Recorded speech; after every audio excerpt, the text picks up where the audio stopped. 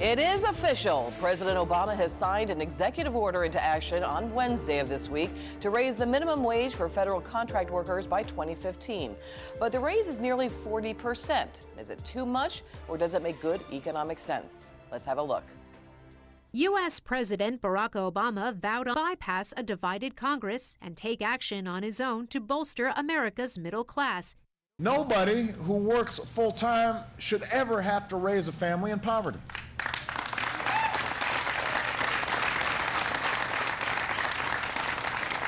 And that is why I firmly believe it's time to give America a raise.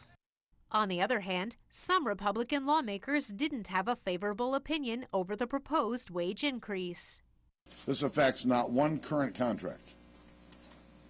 It only affects future contracts with the federal government. Minimum wage is a crucial issue that has taken on a higher profile amid the growing public debate about income inequality. However, the public still has mixed feelings on the proposal. I mean, I guess we just have to kind of see if that actually works. I know there's some people who say that it won't have much of an effect.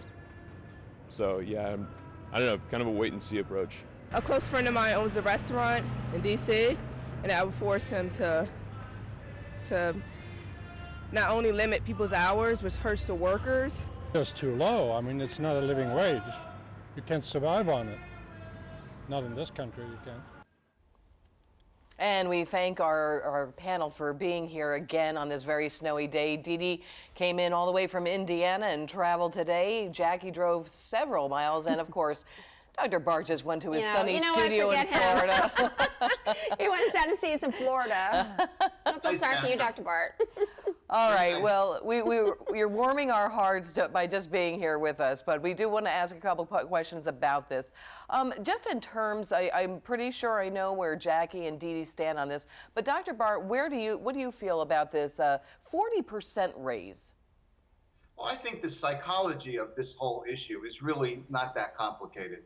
I think that the economy would do better if everyone did better. Everyone meaning people at the bottom as well as at the top. And I think that people on the far right are actually pandering to those folks who really want to discard or dismiss people, quite frankly. I think that there should be a minimum wage. It doesn't have to be outrageously high, but it should be high enough so that people towards the bottom do well, and that the psychology of the economy is effectively working for everyone. And then, interestingly enough, the people at the top would probably even make more money. So it doesn't work with me, these folks on the right saying that they're afraid of the minimum wage going up. It just doesn't work for me. Well, Dee Dee, I'm going to let you take that one. A little rebuttal from you, please. Well, first, I think the most troubling part about this is the executive order. He's saying, sorry, Congress, too bad. I mean, he's acting like a dictator. I mean, a lot of the Republicans are very, very uncomfortable with this, and it's unconstitutional. So there's that. Secondly, a 40% increase, really? These small businesses are just going to get pummeled. Now, this is for federal workers, but if Obama had his way, everybody would have to pay this amount. All businesses. Now, I don't think the government should be telling people in business how much they pay their workers. I think the whole thing's wrong. I think it's terrible. It's way too much. Now, Jackie, in terms of the 40%, I think that's you could give somebody a 20% raise. Do you think the 40% is too much? Do you think that if this were to spill over into the restaurant workers and small businesses, do you think 40% is too much? We're talking about $10.10 an hour. That is nothing in our economy today. Look, we all talk about our parents and how in the 70s and the 80s they could raise 4 kids, take them to the ball game, like we said, and somebody can't do that today. Things are so high priced. The minimum wage back in the 70s and the 80s, if you translated it to today, would be $22 an hour. Talking about $10.10 is half of that. I think it's still way too low. And what really bothers me is that people who get that minimum wage now, they are supported by things like food stamps, etc., all these entitlements. And because the companies that they work for are not giving them enough money, it's us, the taxpayers, who are helping to support these low-wage workers. It's not the business's job. Look, I mean, they're in business to make money. They're in business to sell things. And it's not up to government or anyone else. I mean, look, if you do not think $7 an hour, $8 an hour, $9 an hour is enough. Don't work there.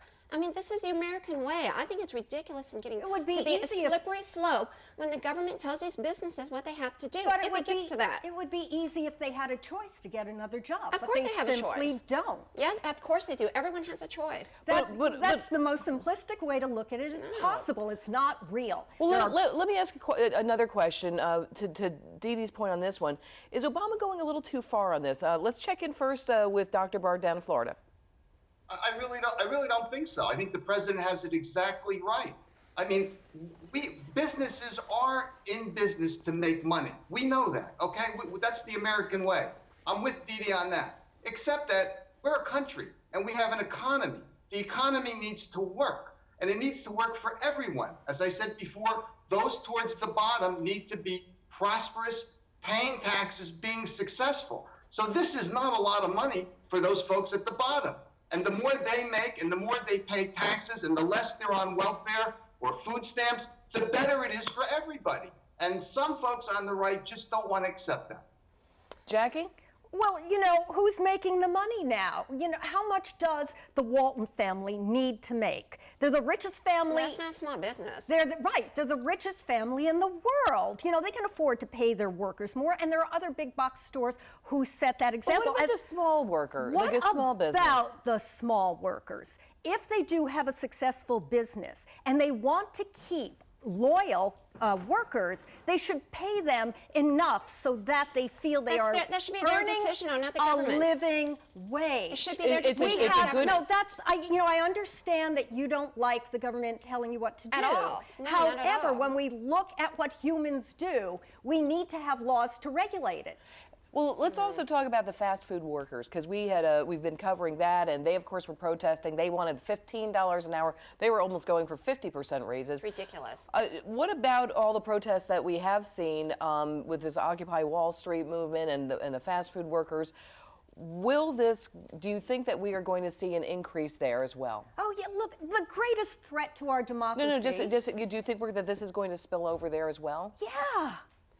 Absolutely. No, it's a threat to our democracy to have the 1%ers making all this money. Oh my and gosh, then I there's no more middle class. That is going to destroy our country more than anything that you can bring up. Don't put down people that are successful. I mean, these are Nobody's people getting putting them jobs. down. Yes, you are. That's what you're saying. No, I'm not. It's bad for the 1%, and that's what these fast food workers saying. Hey, you owe me. Give me some of your money. Well, you know, that's not you right. owe me. If I put Absolutely. in That's 40 the hours a attitude. week, you better pay for my health care. You better, if you want to have a system like that, you better pay me a living wage. Why? Because right now you have something like McDonald's that has a helpline set up for their employees that tell them the entitlements they can go to because McDonald's doesn't pay them enough to feed their kids. And the average age of a worker at the $10.10 area is 35. They're not kids, they're not elderly people trying to support their Social Security payments. You also mentioned that the prices have gone up in so many areas, and a family of four can't go to. Exactly. Well, that's not necessarily. That's like the big time Yankees, who I love. You can't afford to go to a game all the time. Sure. They raise their prices. I don't know if that's necessarily because of there's a couple different things that are going on here. Why families, you mentioned not being able to go to games like that. Yeah, I just said, do you want to live in the United States like that?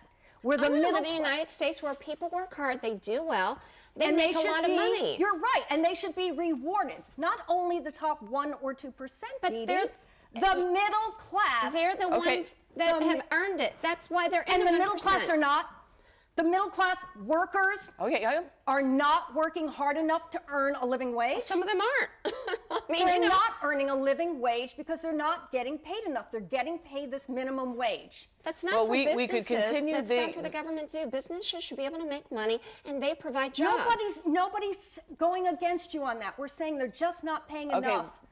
We are out of time. I think we're going to continue to heat things up here on this cold, wintry day.